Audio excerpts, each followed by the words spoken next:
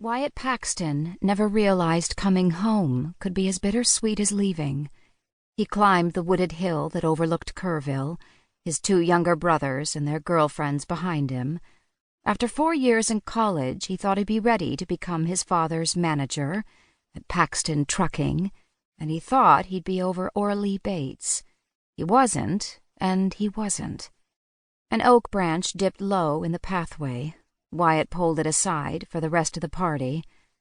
"When was the last time we boys came up here to our celebration point?"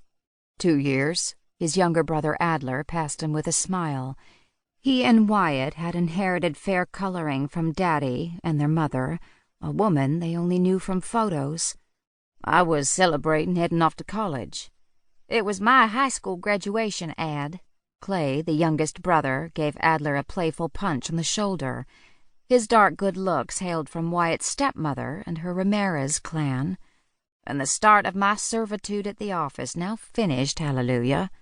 Wyatt grinned at Clay, who would soon be studying medicine. All 3 sons had worked for Daddy for 2 years after high school to earn their tuition money. "Wait up, boys. Ellen's got a pebble in her shoe." For half a second, Wyatt noticed Clay's pretty blonde girlfriend fussing with her shoe, but then his gaze drifted to Orley, always to Orley, gentle and strong, and engaged to Adler. He gripped the rough branch.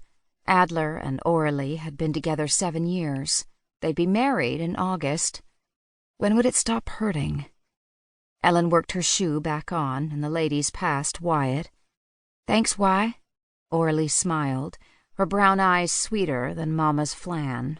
Then the tall brunette darted to Adler, slipped her hand in his, and leaned against his shoulder, her sunny yellow dress swishing about her shapely knees. Wyatt released the branch and jogged to the head of the line.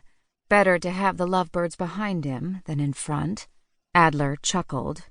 "Always have to be first, don't you, Wy?" Wyatt's shoulders tensed. Adler should talk. From the moment he came out of the womb, he'd been nipping at Wyatt's heels, besting him in grades, in home runs, at Paxton Trucking, and stealing the woman he loved. He blew out a long breath. Not entirely true.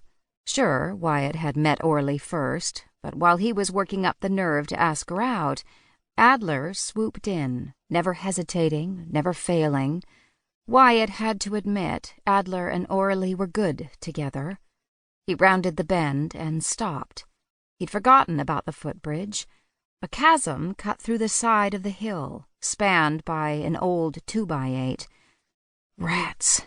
They'd never brought the ladies up here. "We don't have to cross this, do we?" Orley stared at the plank.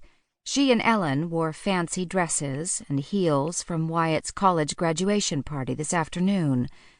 "You know, this is a good enough place right here." Wyatt swept his hand to the west. "Got a clear spot to roast our marshmallows, and we'll be able to see the sunset just fine." Adler snorted. "Good enough? Not when we got the best view in the Texas hill country up yonder." Orley gripped her hands in front of her stomach. "It doesn't look safe." "I'll go." Ellen gave Adler a saucy smile. "I'm not scared." "See, darlin'?" Adler lifted Orley's hands and kissed them. "Nothing to worry about. We've crossed this bridge hundreds of times." "But there's nothing to hold on to, and—" "Come on, darlin'. For me?" Wyatt's chest tightened. All his life, Adler got his way through charming people and cajoling them, and it wasn't right. Orley peered into the ravine, her forehead rippling. I don't want to. It doesn't look safe, and you know how clumsy I am." "You'll be fine. No reason to be scared. And wait until you see the view." Indignation burned in Wyatt's gut. Why wouldn't Adler listen to her?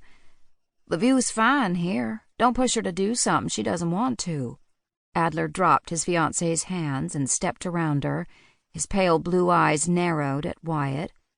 "Thought by now you'd have outgrown being a scaredy cat." Orley hugged his arm. "Adler." Wyatt's jaw jutted out. "Thought by now you'd have outgrown calling people names." "When it fits." "It's not being scared. It's being cautious, protecting people." "Hey!" Clay's nervous laugh filtered through. "We're supposed